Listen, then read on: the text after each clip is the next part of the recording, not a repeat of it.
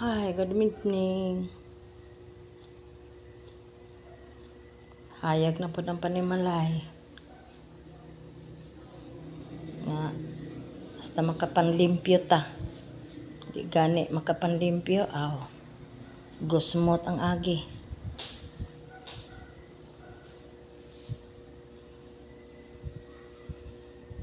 So, padawang ko ani sa kwarto. Akong kitaon ang akong arrangement nga kama. Wow, kabugnaw sa aircon. Wow. Kahumot sa kwarto nga akong napahumutan.